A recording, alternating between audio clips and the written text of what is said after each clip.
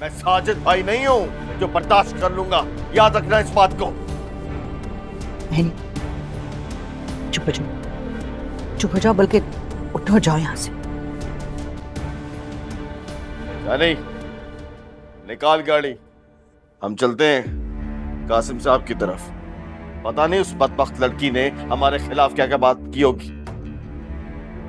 वापस लाऊंगा मैं रमशा को यहां हर कीमत पर। गाड़ी निकाल। मुझे लगता है कि रमशा ने ना कुछ भी हमारे बारे में नहीं बताया, इसी वजह से हम यहाँ सुकून से बैठे हैं।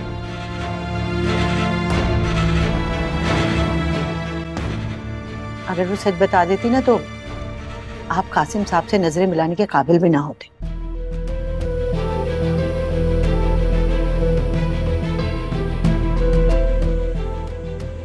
और अगर आपको लगता है कि आप कासिम साहब के घर में अपनी मनमानी कर सकते हैं तो शौक से जाइए।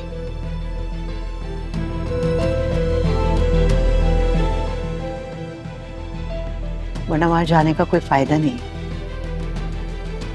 तुम फिक्र ना करो, मैं कासिम साहब को भी देख लूंगा और रमशा को भी।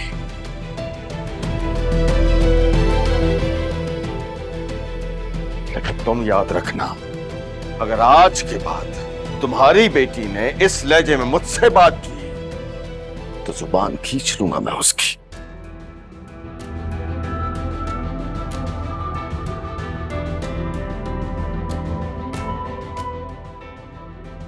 फिर गिला ना करना।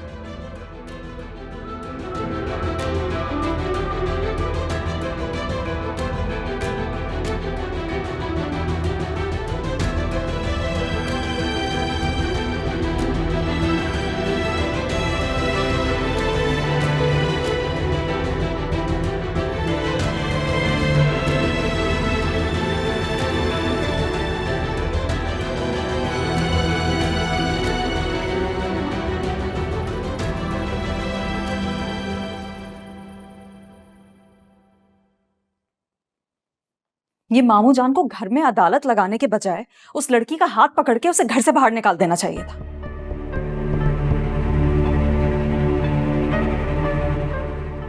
लेकिन नहीं, पता नहीं क्यों वो लड़की अभी भी इसी घर में बैठी हुई।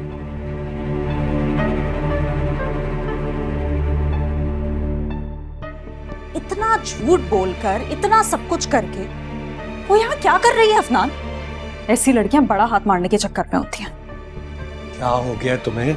कैसी बातें कर रही हो तुम तो अच्छी खासी पढ़ी लिखी हो, एक्सपोजर मिला हुआ तुम्हें। और किया क्या है उस लड़की ने?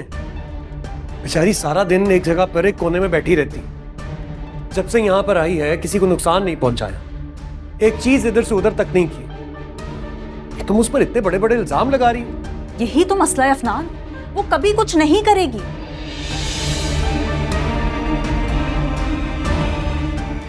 क्योंकि उसको पता है छोटी मोटी चोरी के चक्कर में वो सबकी नजरों में नहीं आएगी कभी।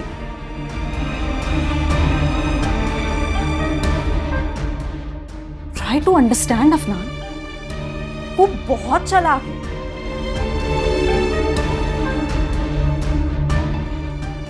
उसने कितनी चालाकी से पहले मामू जान की हमदर्दी हासिल की,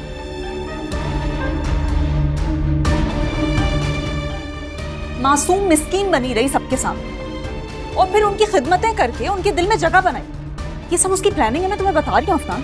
खुदा का वास्ता है, ये कंस्पिरेसी थ्योरीज बनानी छोड़ दो तुम। और तुम उससे हमदर्दी करना छोड़ दो।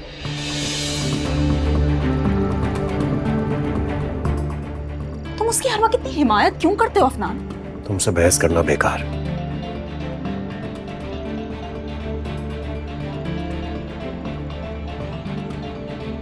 चोरों घर में रखा हुआ है।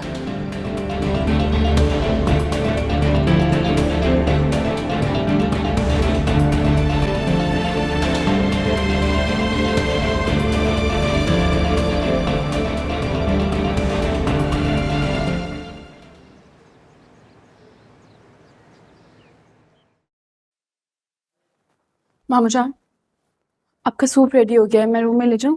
अलीज़े, मैं लिविंग रूम में बैठा हूँ, अफशी आए तो उसको तुम बता देना, ठीक है? जी माम जान, वो अपॉइंटमेंट ले लिया था डॉक्टर से आपका। मैं अकेडमी से आ जाऊँ, उसके बाद आपको ले जाऊंगी।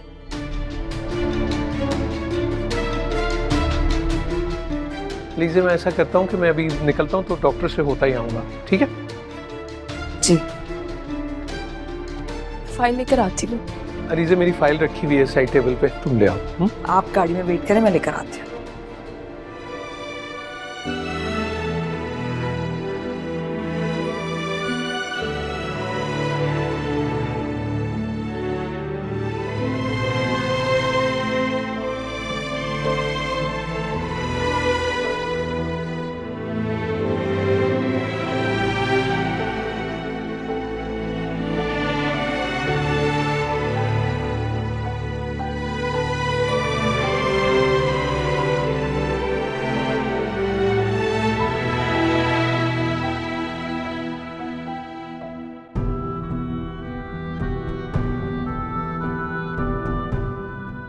देखो रमशा, मैंने तुम पे यकीन किया, तो अपनी बेटी की तरह समझा जैसे मैं लीजिए को समझता हूँ, लेकिन तुम मुझसे तो सच कह सकती थी, वो सच जो तुम किसी से नहीं कह सकी।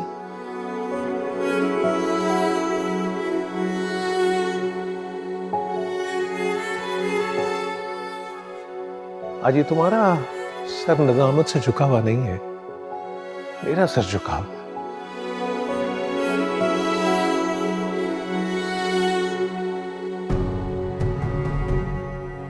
उस मोहब्बत के हिस्से में जिल्लत आई है जो मैंने तुमसे की एक बेटी समझकर।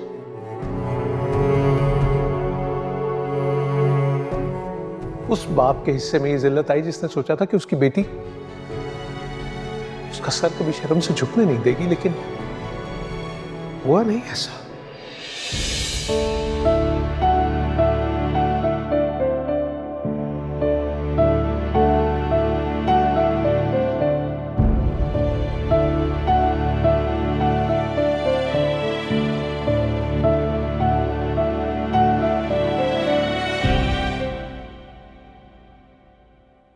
मेरी समझ में नहीं आ रहा कि कासिम साहब किस हैसियत में रमशा को अपने घर में रख सकते हैं।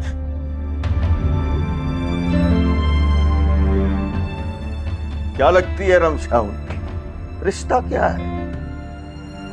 रमशा बता रही थी कि उन्होंने उसको अपनी बेटी बनाया हुआ है। बस बस बस बस, रहने दो तुम।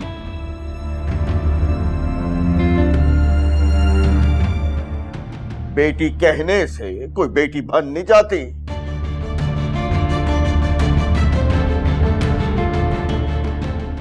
आजकल का माहौल जो है वो ऐसा नहीं है। अब इंसान की नियतों को क्या भरोसा। कासिम साहब के घर का माहौल और उनकी नीयत इस घर से बहुत बेहतर है। क्या?